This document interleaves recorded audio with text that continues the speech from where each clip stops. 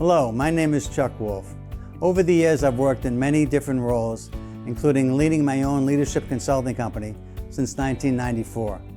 I've worked for and with some of the best companies and universities in the world, and have had the opportunity to work with government officials, military organizations, and public and private schools. I'm a leading expert and pioneer in emotional intelligence.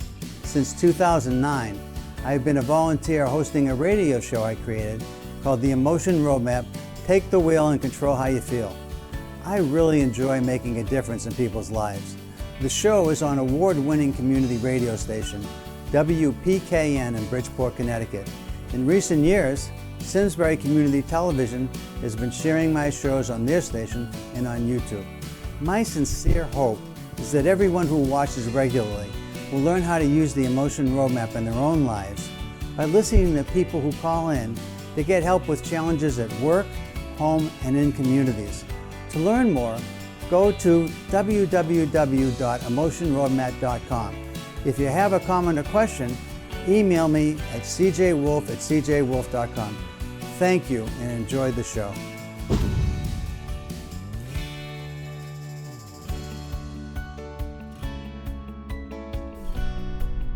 This is the Emotion Roadmap. Take the wheel and control how you feel. This is Chuck Wolf, and I want to wish everyone who's listening a very happy, healthy, safe, and wonderful New Year.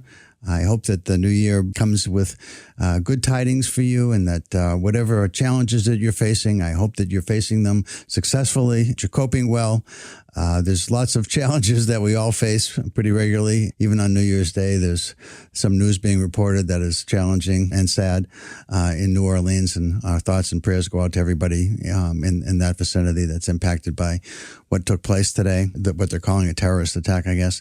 So we do have horrible things happening, and at the same time, there's a sense, I hope, for many people that perhaps our future is bright, and I'm hoping that that's the case for all of you, and especially for all of you who listen to the show regularly. Thank you to all my regular listeners. If you've got a personal challenge somehow that you're being impacted by and you wanted to call me and you know what the show's about, it's about helping people to deal with emotionally challenging circumstances in their life that maybe perhaps you might find yourself stuck, uncertain how to proceed. And I'm here to help you think through what options might help you to change the feelings that will help guide you to a successful outcome with whatever it is that might be causing you some confusion, some conflict, some uncertainty. So if you've got something that you want to call me about, again, I'm Chuck Wolf, and the phone number to call is 203-336-9756. I do hope that all of you in your own respective personal areas of your life are joyous today about what 2025 might be bringing to you this year. I hope it brings movement towards the achievement of those dreams, and maybe even the fruition of those dreams, because I know a lot of us go into a new year with hopes and aspirations for lots of things that maybe in the months ahead might seem really, really hard to achieve, but we tend to often go into the new year with some level of optimism. So I hope you're feeling that, and I hope you find ways to maintain it. I know over the past year, I found something that I've added to the repertoire of how I help people deal with emotional challenges that was new to me. It was something that I had discovered, and I'll tell you about that in a few minutes. But first, again, I want to encourage anybody who's listening who might be new to the show, because a lot of people are home today, perhaps listening to the radio, that don't get the chance to listen normally because it's a holiday and it's New Year's Day. The show is about helping anyone with circumstances in their life that are internal struggles. Sometimes people are just struggling internally with, what decision should I make? Should I go out with that person? Should I join this company? Should I move closer to family? What are the situations or circumstances or decisions that you're facing? And if you're uncertain how to proceed, a lot of times it's helpful, I believe, to focus on the emotions that are in play. And sometimes when you feel stuck with anything in your life, by just looking at how are you feeling and what might be better or more ideal to feel, and how do you transition from what you are feeling to a more ideal feeling, often produces different kinds of outcomes and options that may not be available to you when you just focused on the context and the circumstance and kind of the narrative. But when you really just dive into what am I actually feeling? And based on what I'm trying to decide or trying to get done or trying to deal with, what would be more ideal to feel?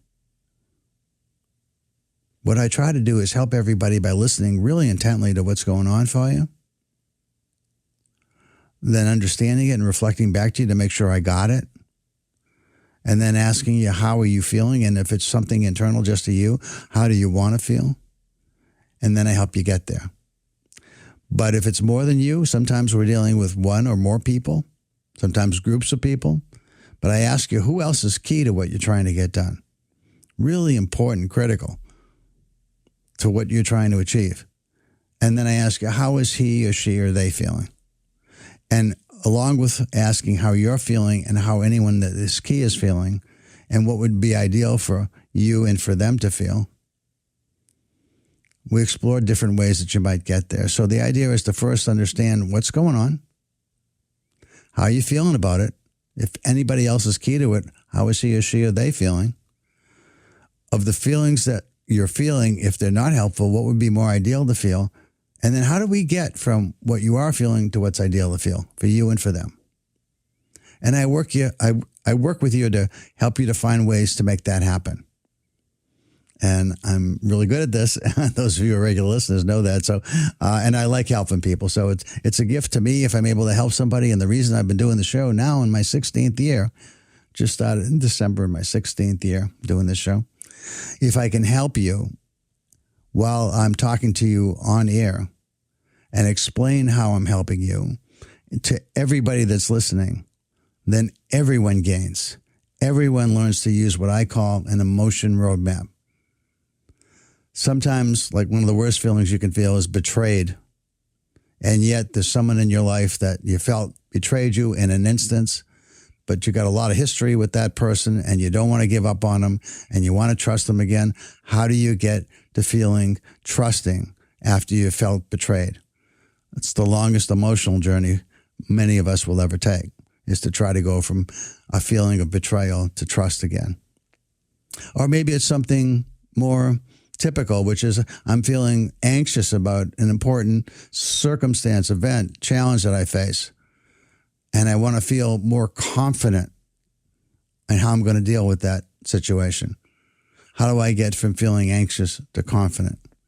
Whatever the feeling that you're having, it doesn't necessarily mean it's wrong to feel an unpleasant feeling, because sometimes anxious is right to feel. Sometimes it's right to feel sad. Sometimes it's right to feel angry.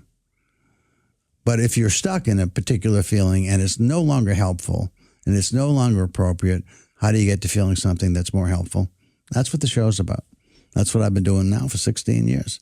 So if you've got something you'd like to call about that has to do with something in your community, something with your family, with a family member, something with a friend, a neighbor, or something at work.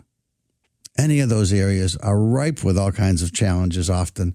And so, again, feel free to pick up the phone, get some help. I've got 55 minutes typically. I'm on the air from 12 noon to 12:55 twice a month. The first and second Wednesdays is each month. And this one happens to fall on New Year's Day.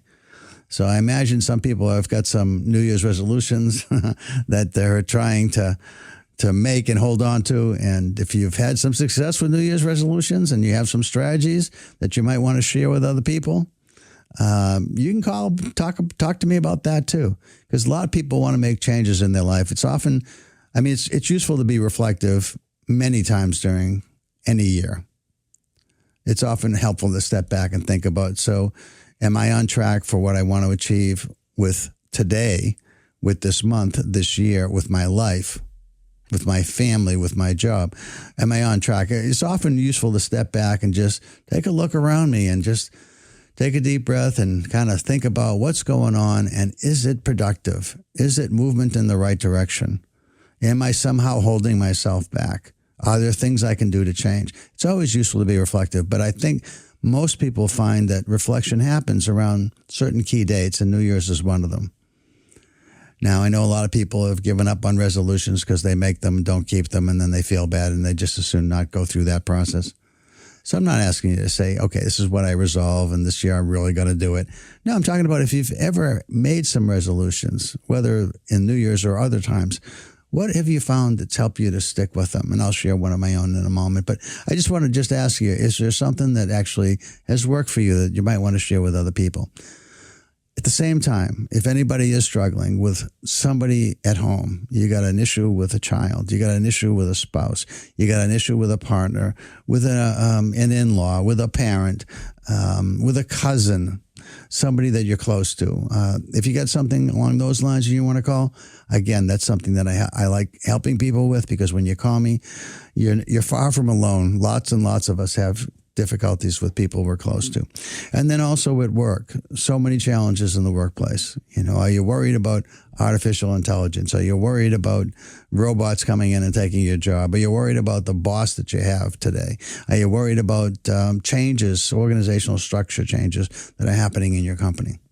Whatever you find that's useful to talk about, if you want a little bit of help with that, my background, again, if you haven't listened, I've done a lot of things in my life. I've been a psychotherapist. I worked in an institution for what was called the Institution for Mentally Insane, a place called Boston State Hospital. It doesn't exist anymore.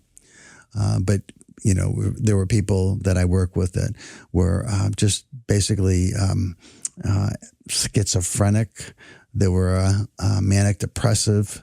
There were people that had lobotomies, electric shock therapy on lithium, all kinds of circumstances and situations where I dealt with people who are having tremendous emotional struggles. And then the result of that work was I decided I wanted to become an elementary school counselor and work with young kids to try and help keep them healthy. I thought maybe it's better to be on the proactive side of mental health. And so I dived into that for a number of years. And then I became involved with leadership coaching and leadership development. And I thought, hey, part of what happens to people that causes some mental health problems is leaders and organizations often are very abusive, not physically abusive, but emotionally abusive. Not necessarily intentionally, but that's somehow the way they learn to get things done. And so I decided maybe I'd be able to reach more people by impacting leaders, by showing them how keeping people emotionally healthy and people feeling like they belong to an organization, feel part of your team, feel supported and cared about, can generate far greater profits or far greater accomplishments if you're a nonprofit in any organization when you understand the power of kindness, of compassion, of support. And so I've worked in those areas for a lot of years. So I've worked with all kinds of organizations and individuals, and so I've got a background in helping people. And then in recent times, over the last 20-some years, I became an expert in this field of emotional intelligence. And I've got this ability to actually help people learn how to be smarter about what they're feeling and how we can influence how we're feeling in ways that most of us aren't aware of. And that's what the show's about. So I hope you're looking forward to listening more if you're new. And I welcome you back if you're a regular listener. Thanks so much again for tuning in. And I'll give you a moment to call if you'd like. The number is 203-336-9756. 203-336-9756.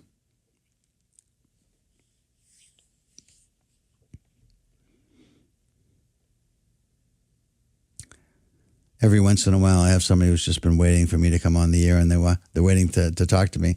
It doesn't happen that often. I think that would happen more if I was on more regularly.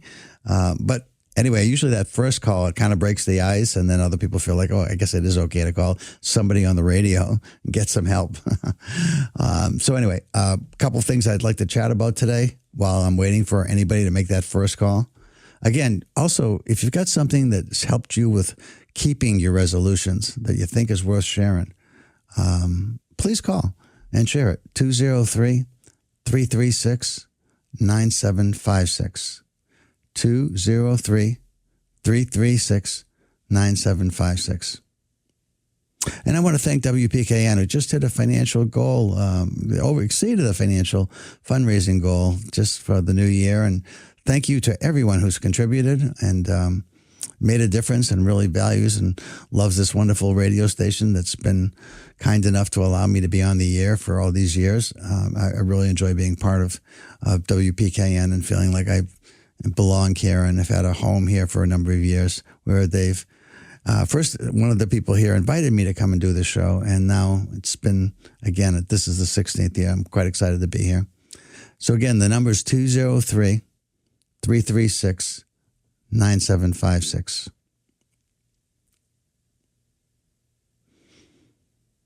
Okay, so a couple of topics to just toss out to you today. One of the things that I'm interested in, and perhaps I'll have the opportunity to talk with somebody about this. I was reading in the Wall Street Journal something called California On Track. And you can look it up, California On Track, and it is a new type of therapy. Now, a lot of people deal with mental health issues. A lot of people see therapists. Some people see therapists for kind of an acute situation, something that is short-term, that causes them to be very upset about something in their life that's happening and they're uncomfortable dealing with it alone. And a therapist, if you find a good one, and there are good ones out there, they're not all good though, so you shouldn't give up. If you find a therapist that doesn't work for you, keep looking. Because there are really good, talented people out there. And sometimes even a talented person isn't in a match for you. So look for someone that really fits with you. And that doesn't mean that they don't confront you, because they do need to confront you when you have a good therapist. But they do it in a way that you feel supported and not attacked. That's the key. So anyway, there's a new therapy that this On Track group has come up with. It's one of the fellow leading the charges is a fellow named Eric Wexler, I guess. And he was... graduated from Stanford Medical School in California. And they've come up with this idea that people who deal with psychoses, and, if you've probably heard the term psychosis, but not really thought about what it really means. It typically means someone who can't separate fantasies, delusions, hallucinations from reality. So one of the things that attracted me about the article was it said that it helps individuals, say with schizophrenia, for example, deal with voices in their head. In a very constructive way. It allows them not to be frightened or terrified, and not to just react and do what the voices are telling them. If their voices are suggesting, horrific things that they might be charging them to do. But instead to deal with it in a constructive way. And here's an example that was intriguing to me. One of the people that they talked about in this article that had an experience where they were talking to the therapist and they said, I think I'm better. I think I'm ready to stop the therapy and get on with my life. I think I've got a plan and I think I'm ready to execute it. And the therapist said, great. What's your plan? What is it you're thinking about doing? And he said, the patient said, well, I'm thinking of going to Jerusalem and being a sheep herder. Now, the therapist didn't say, what? What are you talking about? That you obviously, no, he didn't do any of that. He simply said, oh, well, that's interesting. Have you ever herded sheep before? And the patient said, well, no, I haven't. And the therapist said, well, do you speak Hebrew? No, I don't speak Hebrew. Well, do you speak Arabic? No, I don't speak Arabic. And then the patient said, maybe this isn't such a good idea. And so the concept of trying to deal with the voices in a way that allows you not to panic when the voices overwhelm you with these thoughts that are very scary at times for a lot of people, and these delusions, and but somehow to reach deep inside yourself to just ask yourself, does this make sense? How might I know if this makes sense?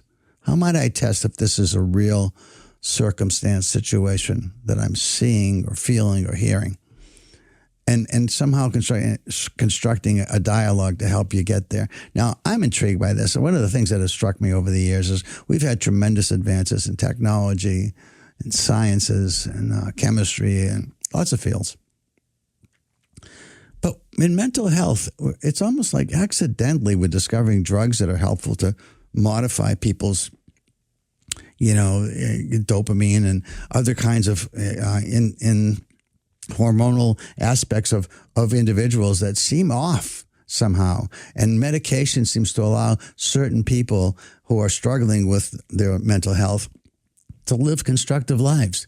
And yet we're not certain why it works necessarily, and we're not certain how it helps, but we're seeing some evidence that it does help. And certainly it's better than in the past when we'd offer lobotomies for people who seemed out of control because of their anger at times, or electric shock therapy, which seemed to get people off the deep end and move back into shallow waters and able to operate effectively somehow.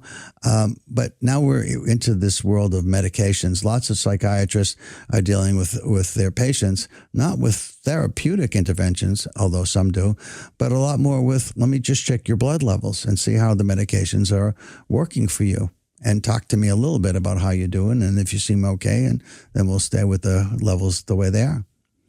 But this idea of a new kind of therapy that allows you to talk with yourself to challenge psychoses, that's a real breakthrough, I think. Because again, I don't see that we've had much in the way of advancement in our treatment of people with mental health issues. And by the way, I think all of us have mental health issues to a degree. I think we all are sort of on a continuum. There are times when we can spin out of control. Most of us have had at least a moment or a few encounters where we felt like, oh my God, this is like an out-of-body experience where I'm looking down on myself and I can't believe the way I'm operating. When Dan Goleman wrote his book about emotional intelligence in 1995 that got the whole world talking about this idea of being smarter about emotion, one of the things he talked about was an amygdala hijack. He said where your part of your brain seems to take over, a very primitive part of your brain, and just wants to control everything or fight with something or run away, or just it loses its rationality and just kind of pumps you up to deal with threats in some ways that you don't have other ways to deal with at the moment, I guess. So one of the things that are happening is, in the world that I've lived in for all these years, this emotion roadmap I created is designed to help you to talk with the voices inside our head. And you might say, well, what do you mean voices inside our head? Well, many years ago, I was a student at Harvard, and I heard a visiting faculty member from Yale came in, Clayton Alderhofer, and he was somebody who studied this idea that we have all kinds of voices in our head. And he went on to talk about that. Well, I remember one of my friends one time, we were in a workshop together, and there was a person in the front of the room talking about how we have voices inside our head, kind of like what Clayton was saying too. And a voice in our head is what this individual said. He said, you ever hear that voice in your head talking to you and you talk back to it? And this fellow raised his hand kind of tentatively, and he said, he said, I got to ask you a question. He said, well, yeah, are you wondering about having a voice in your head? And he said, no, I'm not wondering about that. He just said, is it just one voice? Because I got like a chorus in there all the time singing at me. And so the idea of voices in our head, well, what are those voices? Those are echoes of our memories of people in the past that have had an influence over us. So in certain circumstances where I'm trying to make a decision about how do I sell something to somebody, I might think about what would my dad do in this circumstance? And I hear my dad's voice because he was a great salesperson. If I had to hold somebody accountable, I might think about my father-in-law because he was great at holding people accountable. What would he say to this person to hold them accountable, to make sure that what I needed him to get done or her to get done was going to get done?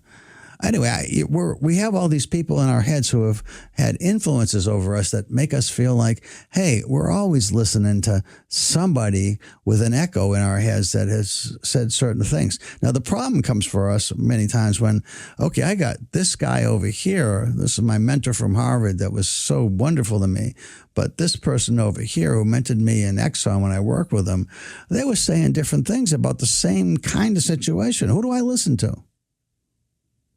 So that's when conflicts arise. And these are our interpretations of what they said. It's not necessarily real that we remember exactly what they said, but it's how we remember what they said. So we all have these voices, is my point. And it's not crazy to have voices in your head. They tend to be voices of echoes in the past. But those are voices that seem somewhat reasonable in some ways to us, as opposed to these voices that are saying, don't go out. There are aliens outside your door waiting to attack you. That's a psychosis, where you just have these very strange thoughts. Or you're going to hurt people. Don't be around children, or something that is very scary. And yet this therapy promises to help you learn how to cope with those voices. So I'm anxious to learn more about it. And I did put a phone call in and hope to maybe have a show where I interview the person so I can share what this person has learned and what directions how they got to where they are today and what directions they plan to go in the future. So I hope to always bring you things that I find that are interesting. But I'll stop now and say, this is Chuck Wolf. You're listening to the Emotion Roadmap. Take the wheel and control how you feel.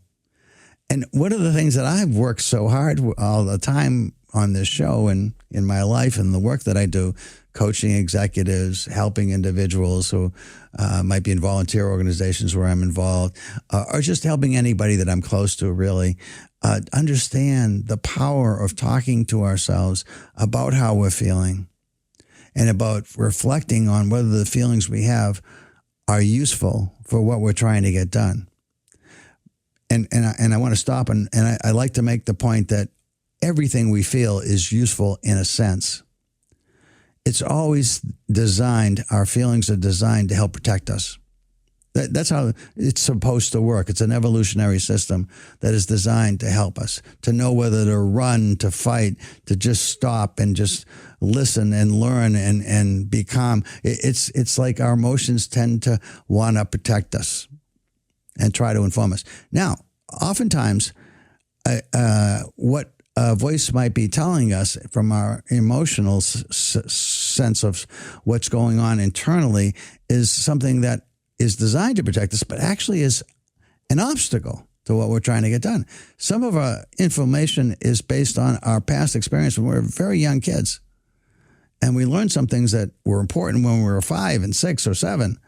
But as adults, those messages that we held on to because we had some frightening experiences when we were young may be echoes of the past that are irrational, forming irrational beliefs that cause us to panic when we don't need to. So sometimes it's worth looking at, hey, why am I panicked? Is this really helpful in the moment? Should I really be panicked? Or is this something that I need to just recall that this is based on something way back when? And sure, at 5 or 6, it made sense to panic, but I don't have to panic now as an adult. So there's more about that when I actually have somebody that we're dealing with something along those lines. The second thing that happens, I think, is that sometimes we just want to protect ourselves. And so we need to maybe push ourselves a bit to take a more aggressive step because that's what's called for. And yet we're hesitant because we're afraid of starting a new relationship because the last one didn't end well, as an example.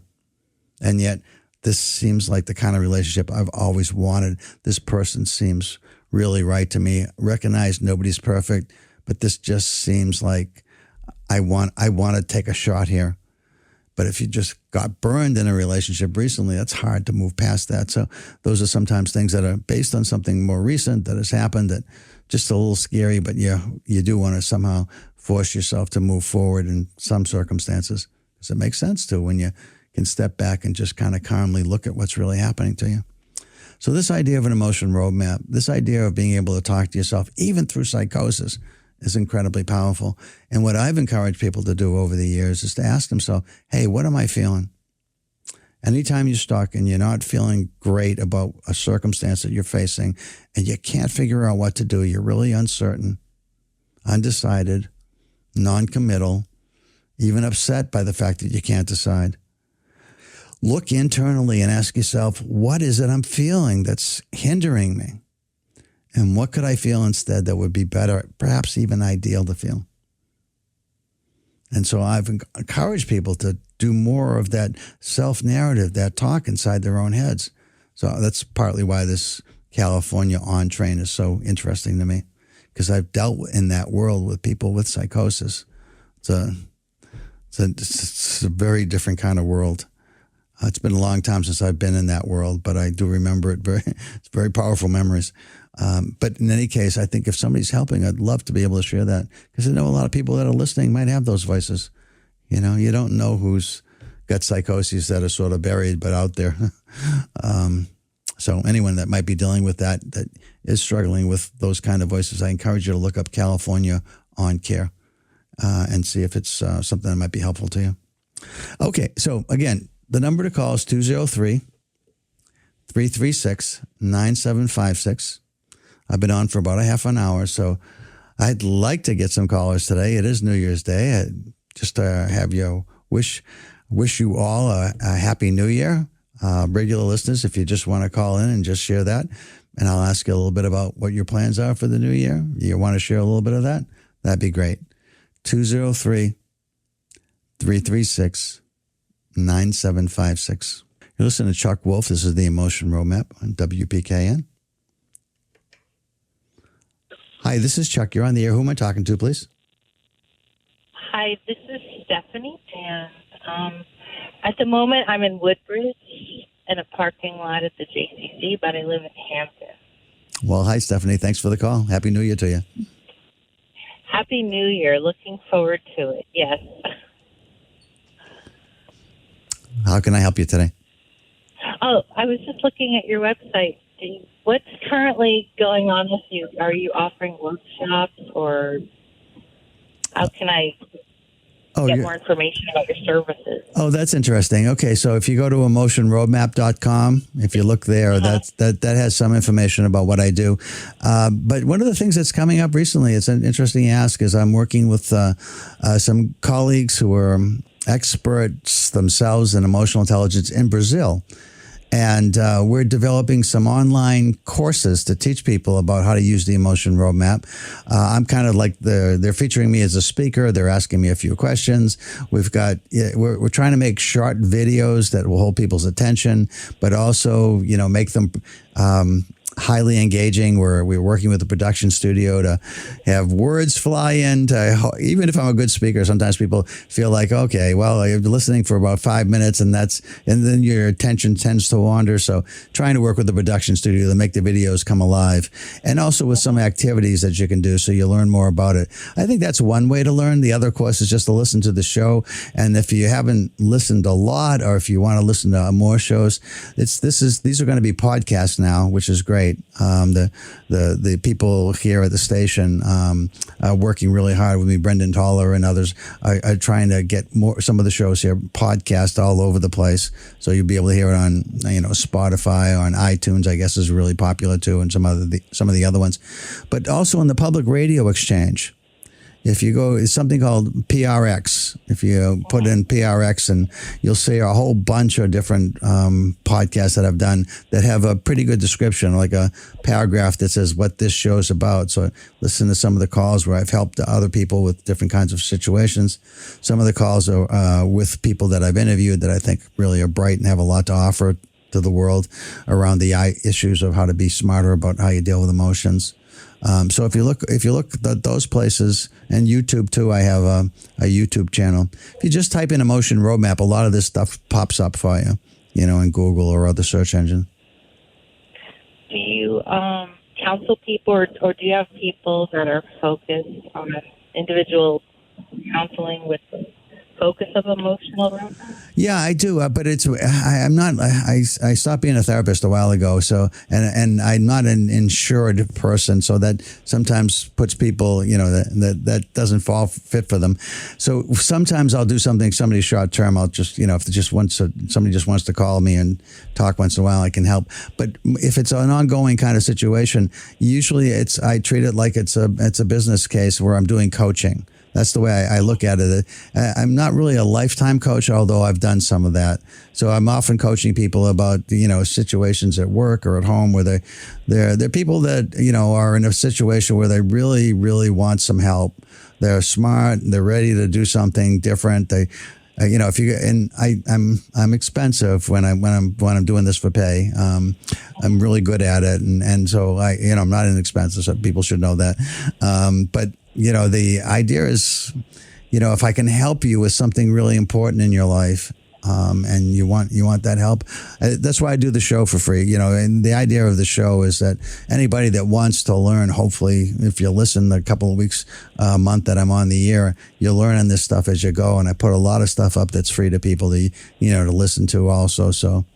No, that's the best I've done. But as far as coaching people, that's the most of the professional work that I do is coaching. But often it has to do something with business, and the business helps to pay for it. So.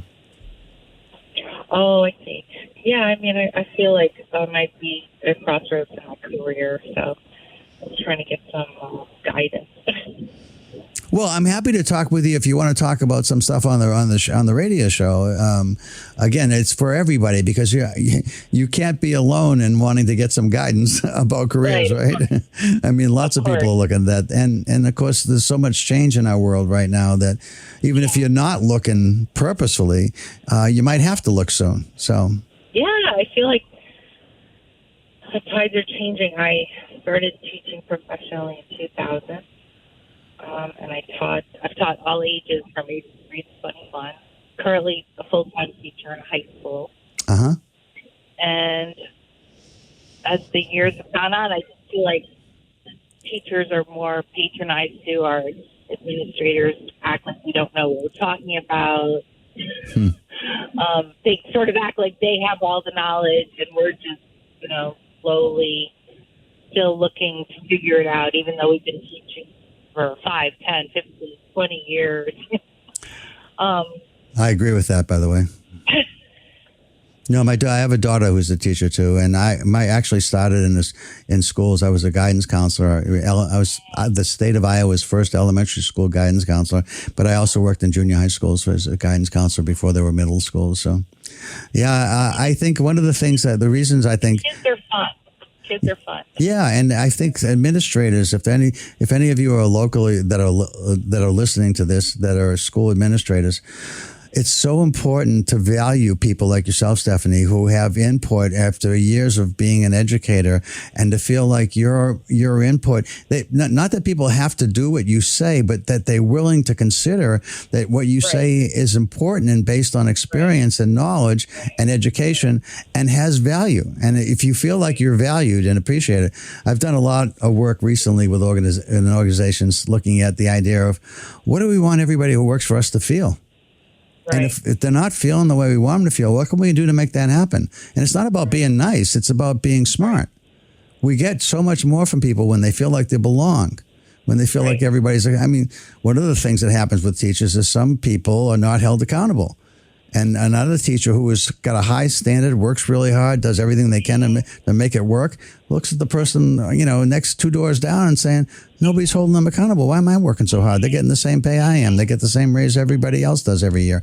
So, I mean, there's lots of things that we could do to be smarter about that. So I agree it's an issue. And I think it's kind of like unions. Why would you have a teachers union where you have to go to more meetings and pay dues? Well, it's only because administrators don't listen to people in professional work that they get professional people that decide to unionize. So, go ahead. I'm glad I have a union. It's one of the reasons I went into public education, because I feel like at least there are some guarantees that some stability. Well, I'm a very I always think about try to think about all sides of issues.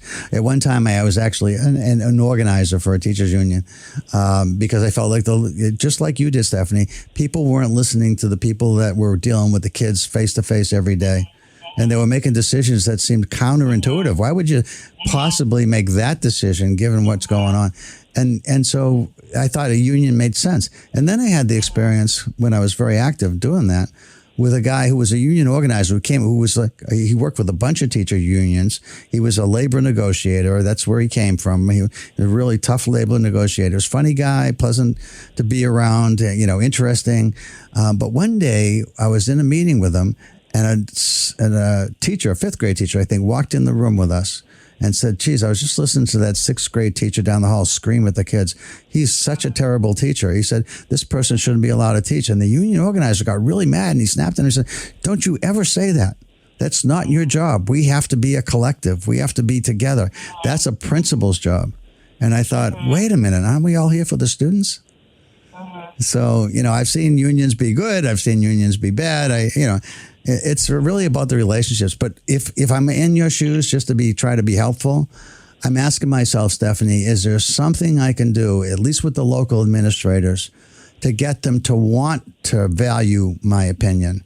And I'm asking myself that question. Are there things that myself, my colleagues, or people that I might work with here, not unions where it's confrontive, but are there some ways to invite people in to listen to what you are concerned about, or you think is an opportunity, or you think is a great idea, and trying to find ways to mobilize enough people and enough support from administrators? Because again, some of the people that are out there are great administrators, some of them. But, how do you get them on your side? How do you get them to spend more time? Because they're stretched pretty thin these days. I've seen over the years, I've probably worked at least a dozen different administrators, because I've been at different schools, and even in those years, the administrators change. They don't last. Usually the schools I've been at, they don't last very long.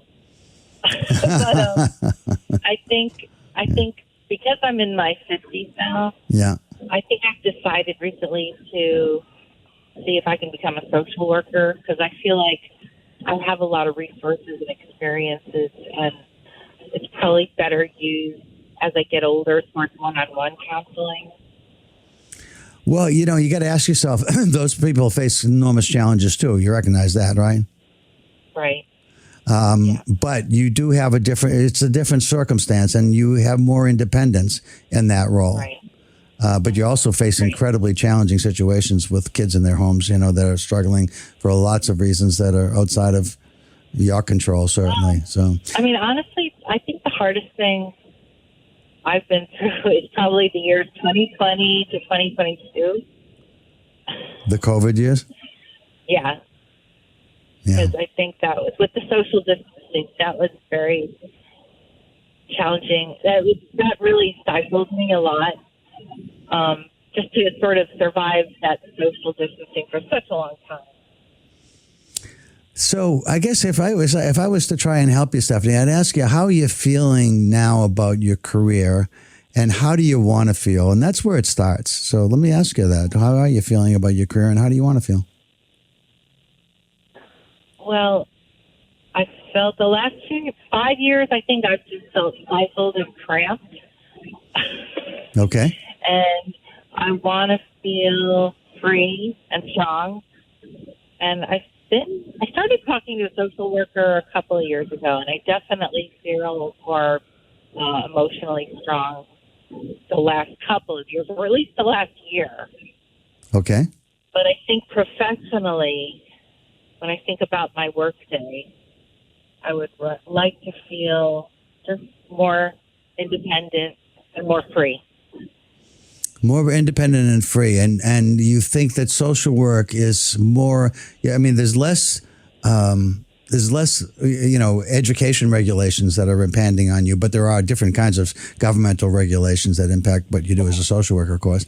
Right. But you think that would give you something that would be free? Because what would be freeing about it? Do you think? I think that I would be challenged to make the best decisions that I could, and then hopefully make a change or have an impact. Have an impact on a child's life, ideally, right? Or anyone really. Oh, so you're thinking of going outside the school system and being a social worker? I thought initially.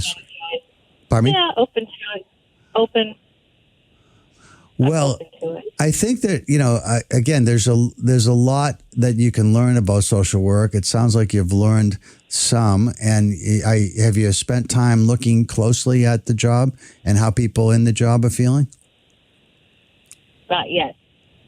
Because I think that would be important to understand what it's like for a social worker, and whether or not that would give you the kind of feelings that you're hoping to achieve. And in other words, if you spend a lot of time getting educated, and then you go out into that world and you become a social worker, and then find yourself somehow feeling stymied and confined and not listened to, and even if you are listened to, but just really up against some very challenging situations, it may not be the way you're thinking about it now as you look as somebody else's grass being a bit greener in terms of vocations. But I know I thought about that too. Yeah. But I think also that I have a lot of intelligence that I could apply, and also a lot of empathy for people. And I just feel like it would be better used in that role, just considering that I've been a professional teacher since 2000. That's a long time. Yeah, it has been. And I guess one of the things that I'm wondering is, do you have any way to test it out before you make the leap into that? Is there something that you might do while you're a teacher, maybe in the summertime, if you have some time off, where you could possibly be involved with social work in some way as somebody who's a volunteer working with people in that world somehow? Maybe. I do have the summer off, so maybe. So I'm just wondering if there's some way, you could kind of feel, in other words, rather than just rationally look at it, actually experience emotionally what it feels like to be in that world for a while. And maybe it gives you what you're looking for. But I think for me, before I change careers, I'd want to know more. Is this really going to be different? Because my own view of social work is like when I used to be a therapist. You control some of it because people are listening to you and you've got a chance to influence how they feel. And I think it's great. And I enjoyed it a lot. But also I found that, especially with in certain circumstances, that people didn't get better that easy. Yeah, definitely. Yeah. And so there was a lot of frustration in the sense that that's partly why, what I tried to do is work. Well, maybe I want to try and keep healthy people healthy. I mean, that worked for me.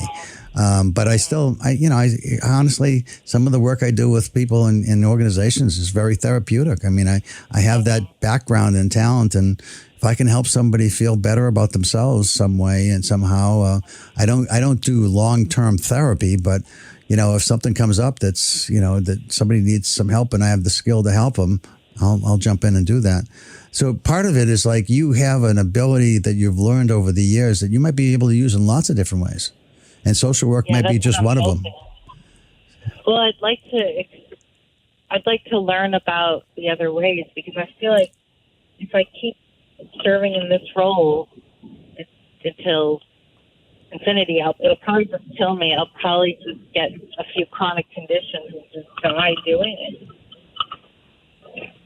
Well, as I listen to you, it sounds like you're frustrated and uncomfortable in the role that you're in, because it feels like you don't feel listened to and you don't feel like you're valued. And it's not just you. You see it happening to lots of people in the teaching world, and I think that it does happen way too often, unfortunately. And so you're looking at social work as maybe an alternative. I guess if you are looking for career advice, I'd say consider a number of choices that might have something to do with the helping professions. I mean, one of the things that some people have found really useful is life coach. Where right. My point being that I'd explore a number of different opportunities that may take the skill set that you have, the strength that you have, and allow you to use it in a new way, where it's more about you being in control of yourself and the money. One of the things that I felt was so great when I went off to work by myself many years ago in 1994, when I started my own business, was I'd wake up in the morning and I know that whatever is going to happen today has nothing to do with whether anybody else values me. There's no organizational rumors or things that I have to listen to, or administrators saying crazy things. And everything that happens today is based on what I do once I get out of bed in the morning. And I love that challenge. I really did. I liked it. But there were moments that it was scary about it. And so sometimes you can have your own business. So, but again, you have to think about your financial circumstances, what you're willing to take on in terms of risk, what you really think is going to make you feel the way you want to feel. And then even the beauty of having the summers at the moment is you can try some of these things without jumping full on into them, without knowing what it's going to actually be like. Because you'd hate to go down the road where you get some more education, you learn a lot of things, and then you go and you find out, hey, this really wasn't what I thought it was going to be. I think that after all these years of teaching, though, if it's a little different, I think I would be happy. Just something new for you. Yeah. Yeah, well, that's another thing to look for. Then, what's new, what's freeing, what's going to give me more control, what's going to make me feel valued, internally valued, not necessarily about other people valuing me, but also where I can contribute to other people, where I can feel like I'm being helpful.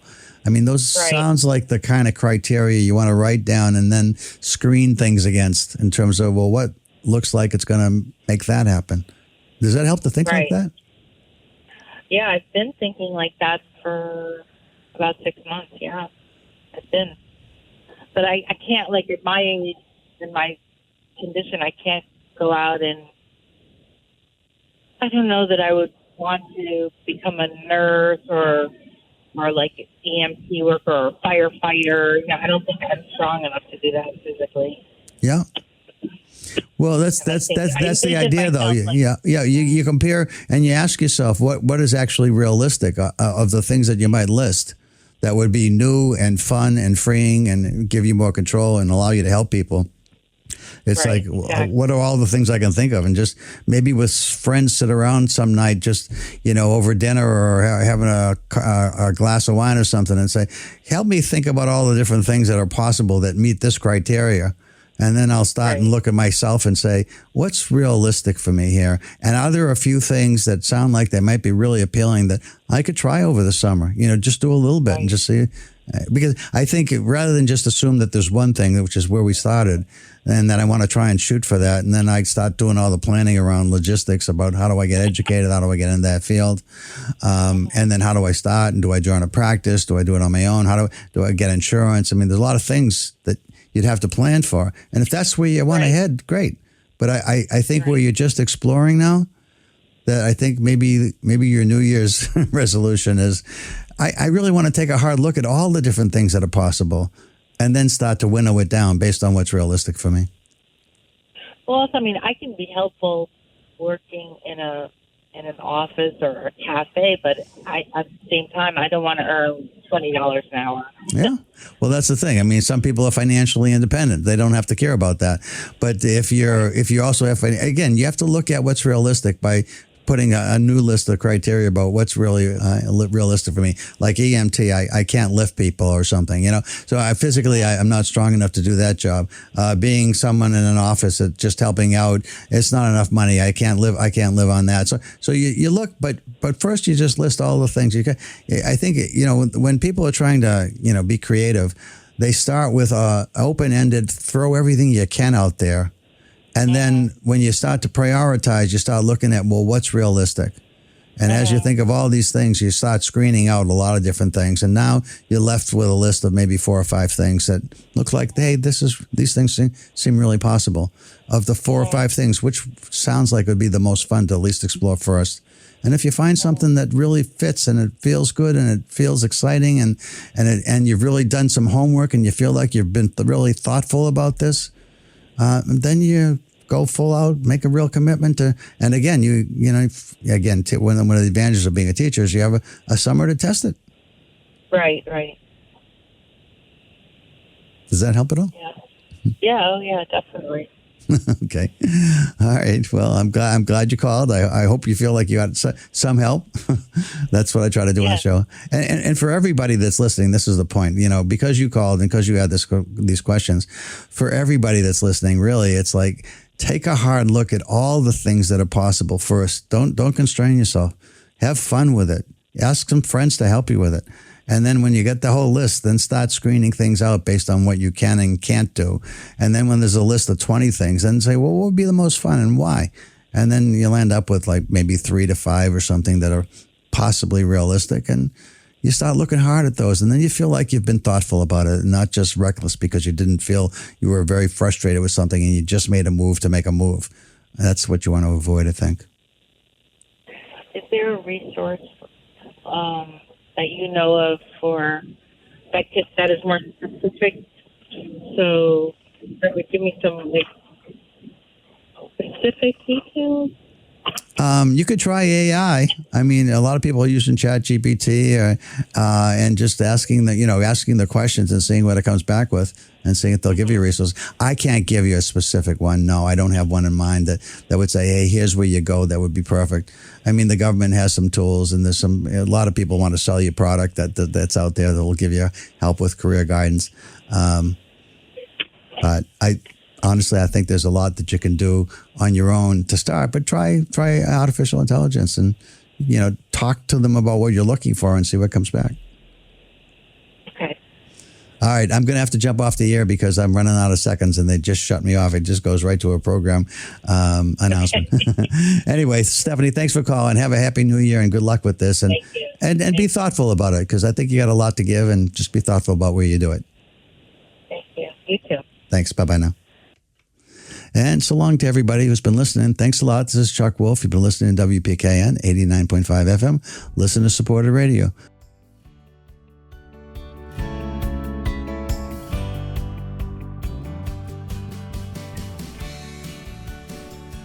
For over 40 years, SCM has been the voice of our town, bringing us together through local programming, education, and live broadcasts. SEM isn't just about television. It's about empowering our community, ensuring our voices are heard during government meetings, and celebrating milestones like our high school graduations. But today, SEM faces a challenge. Our funding structure is based on television subscriptions. And it's no secret, people have been cutting the cord. With a shift to internet-only subscriptions, SEM receives less revenue, even though all our programming is freely available online.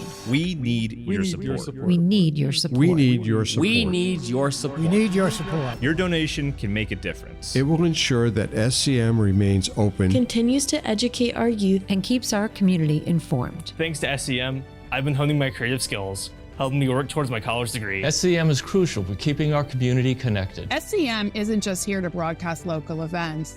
They're actually preserving Simsbury's history. Join us. Join us in preserving Simsbury's voice. Simsbury's voice. Together we can ensure that SCM continues to thrive for generations to come. Visit our website or scan the QR code on your screen to make your donation. Every contribution counts. Thank you for supporting Simsbury Community Media, where your town, your schools, and your government come together.